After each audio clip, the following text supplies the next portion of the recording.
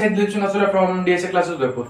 आज इस particular video के अंदर अपन बात करेंगे जिस टॉपिक की, जिस चैप्टर की, उस चैप्टर के अंदर भी जिस टॉपिक की बात करेंगे वो भी आपको सामने बोर्ड पर दिख रहा होगा। अभी आप देख रहे हो कि क्या है ये सब, ये सब कॉम्प्लिकेटेड लग रहा होगा अभी आपको, बट इस वीडियो को एंड तक देख लोगे आप तो मैं डैम श्योर कह सकता हूँ कि जो फॉर्मूला है, जो कंसेप्ट है वैल्यू एडेड मेथड वाला, ये आपको समझ में आ जाएगा। खाली बस एक बार वीडियो को अच्छे से देखना है और कुछ नहीं करना है। किताब के नोट्स जो रनिंग स्टूडेंट्स है वो नोट्स कॉपी में लिख देना, बैच वाले, नॉन बैच वाले, एंड जो अदर स्टूडेंट है उनको भी कुछ नहीं करना है। एक पेपर पर, रफ पेपर पर खाली बस मैं बोलूँ उस टाइप से, उस फिनोमेना से आप इस स्ट्रक्चर को बना देना, आपको 100% जो वैल्यू एडेड मेथड है वो समझ में आ जाएगा। चलेगा। जो नेशनल इनकम की बात कर रहे थे उस पर्टिकुलर टॉपिक की, तो वहां पर जो 3 फॉर्मूले थे, तो इनकम मेथड पढ़ लिया, एक्सपेंडिचर मेथड भी अपना कंप्लीट हो चुका। दोनों की वीडियो आपको क्लास 12 के इकोनॉमिक्स, मैक्रो इकोनॉमिक्स के पार्ट के जो प्लेलिस्ट है वहां पर गिवन है। तो सर कुछ नहीं करना, प्लेलिस्ट में जाना है और वहां से आपको वीडियो देखनी है, बस इतना सा काम है। तो सर जो लास्ट फॉर्मूला है, जो थर्ड फॉर्मूला है किसका, आपका मेरा नेशनल इनकम का, नेशनल इनकम का जो थर्ड फॉर्मूला है उसका नाम है वैल्यू एडेड मेथड। कौन सा मेथड है? Value added method. तो ध्यान रखना, वैल्यू एडेड मेथड से जो टर्म या फिर जो अपने को मिलता है वो मिलता है जीडीपी एमपी। क्या मिलता है? GDP MP. जीडीपी एमपी को ही बोला जाता है जीवीए एमपी। क्या बोला जाता है? या तो मैं बोलूं जीवीए एमपी मिलता है या फिर मैं बोलूं जीडीपी एमपी मिलता है। दोनों का मतलब होता है सेम। दोनों का मतलब क्या होता है? तो सेम। ठीक है। तो वैल्यू एडेड मेथड से जो अपने को मिलता है या तो जीवीए एमपी मिलेगा या फिर जीडीपी एमपी, दोनों बोल सकते हैं, दोनों सही चीज है। और जीडीपीएमपी को ही जीवीएमपी बोला जाता है और जीवीएमपी को ही जीडीपीएमपी बोला जाता है। Gross value added at market price, gross domestic product at market price.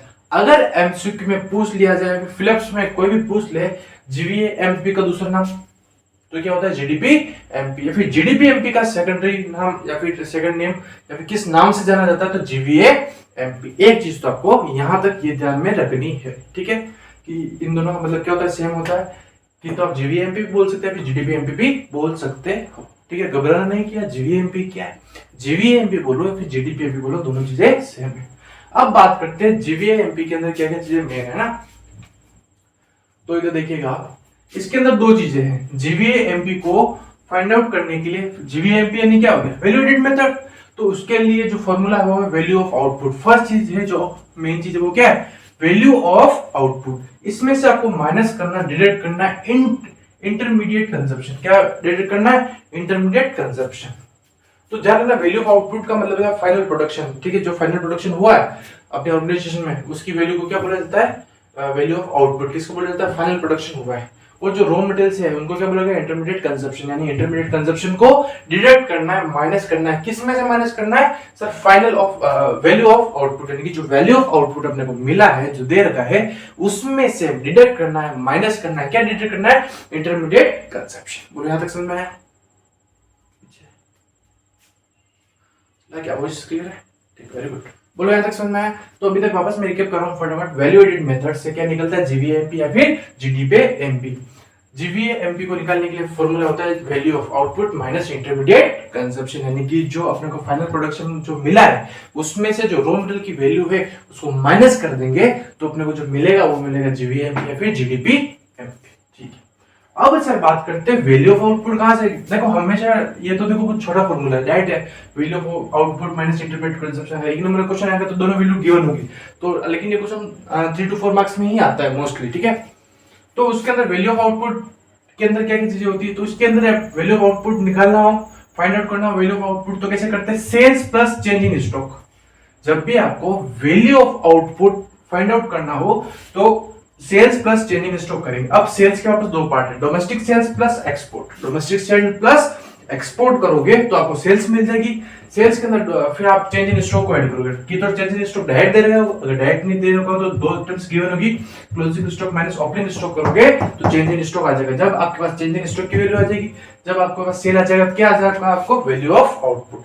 जब आपको वैल्यू ऑफ आउटपुट मिल गया तो फिर क्या करते हैं सर? माइनस करते हैं। क्या माइनस करते हैं? क्या माइनस करते हैं? Intermediate consumption. तो फिर इंटरमीडिएट कंजप्शन आप माइनस कर दोगे तो आपका आंसर आ जाएगा। बस इतनी सी गणित है। ठीक है, बोलो इधर पीछे लास्ट।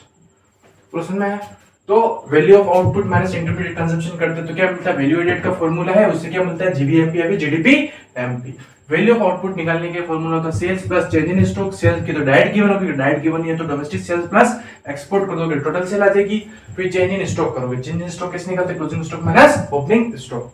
ध्यान रखना इंटरमीडिएट कंजम्पशन आपको डायरेक्ट गिवन होगा, अगर नहीं गिवन हो तो क्या करना, domestic purchase plus import, domestic purchase plus import करोगे, जो वैल्यू निकल के आएगी वो वैल्यू कौन सी आएगी, इंटरमीडिएट कंजम्पशन। ठीक है, तो ये मोटा मोटा आपका जो फॉर्मूला था, मेन चीजें वो मैंने आपको बता दी।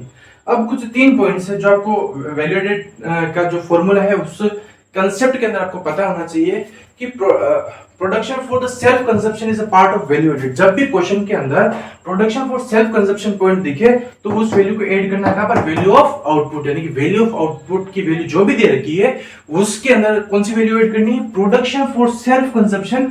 आपको ये डेटा ऐड करना है, किसके अंदर ऐड करना, वैल्यू ऑफ आउटपुट। अगर दे रखा है तो गिवन, ठीक है, अगर गिवन नहीं तो कुछ करना ही नहीं, अगर गिवन है तो वैल्यू ऑफ आउटपुट के अंदर ये डेटा आपको ऐड करना है, एडिशनल पॉइंट है ये।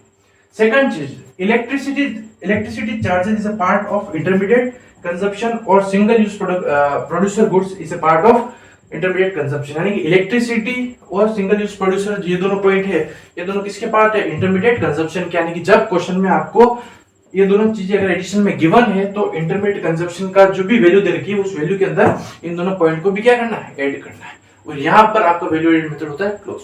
क्या क्या वापस सुन लेना, वैल्यू एडेड मेथड से अपने को मिलता है जीवीएमपी या फिर जीडीपी-एमपी। इसका फॉर्मूला होता है जीवीएमपी को फाइंड आउट करने का, value of output minus intermediate consumption. हमेशा क्वेश्चन में वैल्यू ऑफ आउटपुट डायरेक्ट नहीं गिवन होगा, वैल्यू ऑफ आउटपुट नहीं गिवन है तो क्या करते हैं, दो चीजों को ऐड करते हैं। क्या करते हैं, दो चीजों को ऐड करते हैं। फर्स्ट करते हैं सेल्स, क्या करते हैं, ऐड किया करते हैं sales plus change in stock. अगर सेल्स डायरेक्ट गिवन है तो आपकी किस्मत, नहीं गिवन है तो कुछ नहीं करना, डोमेस्टिक सेल्स आपको दे रखी होगी, उसमें ऐड करना क्या, एक्सपोर्ट करोगे। तो इन दोनों को जब आप ऐड करोगे तो क्या मिलेगा आपको, सेल्स। सेल्स के अंदर आप चेंज इन स्टॉक की तो वैल्यू ऐड किया है तो आपकी किस्मत, नहीं गिवन है तो closing stock minus opening stock करोगे, चेंज इन स्टॉक मिल जाएगा। जब आपके पास सेल है, जब आपके पास चेंज इन स्टॉक है तो क्या आ जाएगा, वैल्यू ऑफ आउटपुट आ गया। अब अपने को पता है वैल्यू ऑफ आउटपुट है, उसमें से डिडक्ट करते क्या, डिडक्ट करते हैं रॉ मटेरियल यानी कि इंटरमीडिएट कंजम्पशन। तो मोस्टली इंटरमीडिएट कंजम्पशन की वैल्यू आपको मोस्टली गिवन होती है, ठीक है। जो कैलकुलेट जो मेन क्रक्स है वो ये निकालना, value of output sales plus change in stock. तो अपने को पता है sales domestic sales plus export और change in stock closing stock minus opening stock. Domestic consumption sorry intermediate consumption आपको डायरेक्ट गिवन होगा, अगर डायरेक्ट गिवन नहीं है तो दो चीजों को ऐड करता है, डोमेस्टिक परचेज प्लस इंपोर्ट। इन दोनों को ऐड करोगे क्या आ जाएगा, इंटरमीडिएट कंजम्पशन। तो यहाँ पर ये मेन चीजें बता दी। 3 पॉइंट और याद रखने कि प्रोडक्शन फॉर सेल्फ कंजम्पशन अगर क्वेश्चन में गिवन है, कोई पॉइंट गिवन है तो वो वैल्यू ऐड होगी। कहां पर ऐड होगी, क्या आपके यहाँ पर, मेरे यहाँ पर value of output, value of output के अंदर ये production for self consumption add होता है। इसके अलावा इलेक्ट्रिसिटी चार्जेस और सिंगल यूज प्रोड्यूसर गुड्स होते हैं, उनकी वैल्यू कहां पर ऐड होगी, क्या वैल्यू ऑफ आउटपुट के अंदर ऐड होगी, नहीं सर।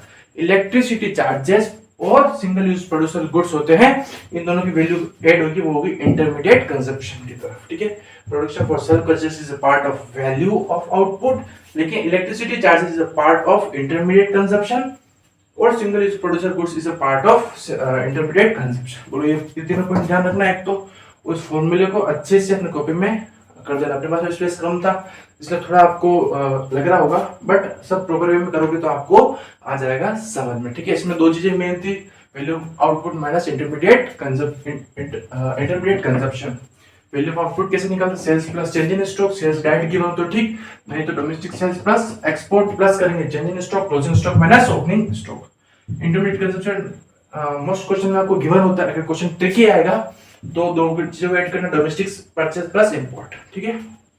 एक बच्चे का डाउट था, क्या सर हमको वैल्यू, मान लीजिएगा वैल्यू ऑफ आउटपुट गिवन है और डोमेस्टिक सेल्स अलग से दे रखी है, क्या डोमेस्टिक सेल ऐड होगा, तो नहीं होगा, बिकॉज वैल्यू ऑफ आउटपुट आपको गिवन है ना डायरेक्ट।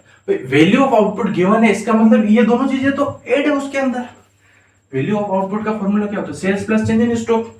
तो आपको वैल्यू ऑफ आउटपुट गिवन है तो डोमेस्टिक सेल्स अलग से दे के उसको काउंट नहीं करना है। जब आपको value of output direct given नहीं है तो फिर आपको देखना है सेल्स, अगर सेल्स गिवन है और डोमेस्टिक सेल भी गिवन है तो कौन सी सेल लेनी है, सेल्स, क्योंकि अपने को सेल्स प्लस एक्सपोर्ट दोनों की वैल्यू क्या होती है, सेल्स होती है। तो इन छोटी छोटी चीजों का आपको ध्यान में रखना है। तो बच्चों आज अपन ने इस वीडियो के जरिए जो वैल्यू एडेड मेथड था उससे देखा कि वहां से क्या निकलता है अपने को, जीवीए या फिर जीडीपी एमपी निकलता है। ठीक है, बोलो यहां तक समझ में आया। अब ध्यान रखना, यहां लिख रहा हूं मैं, कहां लिखूं, एक तो था अपना इनकम मेथड, एक था एक्सपेंडिचर और एक है वैल्यू एडेड मेथड। तो ध्यान रखना इनकम मेथड से क्या निकलता है, एनडीपीएफसी। क्या निकलता है इनकम मेथड से, एनडीपीएफसी। इस पॉइंट को ध्यान रखना कि इनकम मेथड से जो आप अपन फाइंड आउट करते हैं वो एनडीपीएफसी फाइंड करते हैं, लेकिन जब बात करते हैं एक्सपेंडिचर,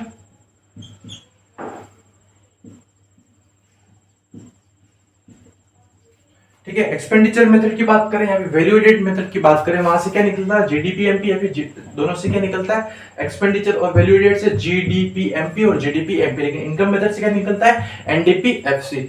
अब आप बोलो कि सर वैल्यू एडेड मेथड में जीवीएमपी भी निकलता है। अरे बच्चों, जीडीपी एमपी को ही क्या बोला गया है, तो अरे घर पे किसी का नाम चुन्नू है तो स्कूल में उसका नाम क्या रहता है, मुन्नू। उसी तरह से स्कूल में नाम क्या है, चुन्नू, दूसरा नाम क्या है, मुन्नू। तो चुन्नू मुन्नू चुन्नू, अरे भाई चुन्नू मुन्नू नाम अलग है लेकिन बंदा तो वही है। तो उसी तरह से स्कूल में नाम जीवीएमपी, घर पे नाम जीडीपी एमपी, इस तरह से याद रखना। तो ध्यान रखना इनकम मेथड से क्या निकलता है, एनडीपीएफसी, लेकिन एक्सपेंडिचर मेथड और वैल्यू एडेड मेथड से क्या निकलता है, जीडीपी एमपी। बोलो यहां तक समझ में ही कथा, अरे बोलो पीछे, ठीक है। तो बच्चों यहां पर आपके जो तीनों मेथड्स होते हैं, इनकम मेथड, फिर आपका एक्सपेंडिचर और वैल्यू एडेड मेथड, वो तीनों तरह से होते हैं खत्म। तीनों की बहुत ही शॉर्ट वीडियो के जरिए अपने जो फॉर्मूला था वो देख लिया। आपको कुछ नहीं करना, फॉर्मूले को अच्छे से चार्ट बना देना प्रॉपर वे में, फिर उनको देखते देखते आपको क्वेश्चंस की प्रैक्टिस करनी। एटलीस्ट कम से कम आपको हर एक मेथड के, यानी कि 3 मेथड है, 3 मेथड यानी एक मेथड के एटलीस्ट 15-15 क्वेश्चन करने। कितने क्वेश्चन करने, 15-15 क्वेश्चन करने में। अभी भी बोल रहा हूं कि नेशनल इनकम के चैप्टर से यहां से आपके बोर्ड की पेपर में क्वेश्चन प्रिंट हो गया। क्या हो गया, प्रिंट हो गया। बहुत ही इंपॉर्टेंट टॉपिक है, नेशनल इनकम से कुछ आया नहीं है, लेकिन जो मेथड्स है यहां से डैम श्योर हूं मैं कि यहां से बोर्ड हर बार, क्योंकि ये बोर्ड का बहुत ही, मतलब जो बोर्ड्स होते हैं सीबीएसई हो, आरबीएसई हो या आईसीएसई बोर्ड हो, ये बोर्ड का बहुत ही आपका फेवरेट टॉपिक है। ठीक है, तो आपको हर एक मेथड के एटलीस्ट 15 क्वेश्चन तो करने ही है। ठीक है, और कोशिश ये करना कि प्रैक्टिस उन्हीं क्वेश्चन की करो जो बोर्ड्स में कहीं ना पूछे हुए हो या फिर बोर्ड से फ्लिप हुए हो। उन्हीं क्वेश्चन की ज्यादा से ज्यादा प्रैक्टिस करोगे तो आपको आइडिया लग जाएगा कि बोर्ड किस लेवल के क्वेश्चन पूछ रहा है। क्या board value of output direct given दे रहा है, क्या वो सेल्स दे रहा है या फिर डोमेस्टिक सेल्स। तो क्वेश्चन करोगे तो डायरेक्ट देखो, आप क्वेश्चन बिना फॉर्मूले से करोगे या फिर बिना देख करोगे तो नहीं आएगा। तो आपको क्या करना है, एक बार देखना क्वेश्चन को, फिर फॉर्मूला देखना, 1-2 बार ऐसे से प्रैक्टिस करना, 5-6 क्वेश्चन फॉर्मूला देख के करना, फिर फॉर्मूला को अच्छे से रिकैप करना। ठीक है, रिकैप करके आपको अच्छे से याद हो जाएगा, और फिर बिना देखे क्वेश्चन करने की प्रैक्टिस करना। अगर आपको क्वेश्चन की नीड हो जो प्रीवियस ईयर में सीबीएसई में, आरबीएसई में, आईसीएसई बोर्ड ने अगर पूछ रखे वो क्वेश्चन की रिक्वायरमेंट हो क्लास 10th के लिए या फिर क्लास 12th के लिए, तो वो आप में से जो मेरा व्हाट्सएप नंबर है, यहाँ लिख लेता हूँ 9462205541, वो जो डिस्क्रिप्शन में आपको जो नंबर जो कॉन्टेक्ट नंबर गिवन है, वहां से आप हमसे कनेक्ट हो सकते हो। हमारी टीम के जरिए आपको जो भी इंपोर्टेंट चीजें हैं वो आपको मिल जाएगी फ्री ऑफ कॉस्ट। हमारी क्लास है उदयपुर के अंदर, बिल्कुल फ्री ऑफ कॉस्ट होती है, किसी भी तरह का कोई चार्ज नहीं दिया जाता है। हमारा जो मेन इंटेंशन ये है जो नीडी स्टूडेंट्स है उनको हमारे यूट्यूब प्लेटफॉर्म से कहीं ना कहीं बेनिफिट मिले, और हमारी क्लासेस जो ऐसे नीडी स्टूडेंट्स है जो कोचिंग ऑफर नहीं कर पाते उनको हम बिल्कुल फ्री ऑफ कॉस्ट ऑफलाइन भी बैच प्रोवाइड करते हैं। तो बच्चों thank you and have a nice day team DSA.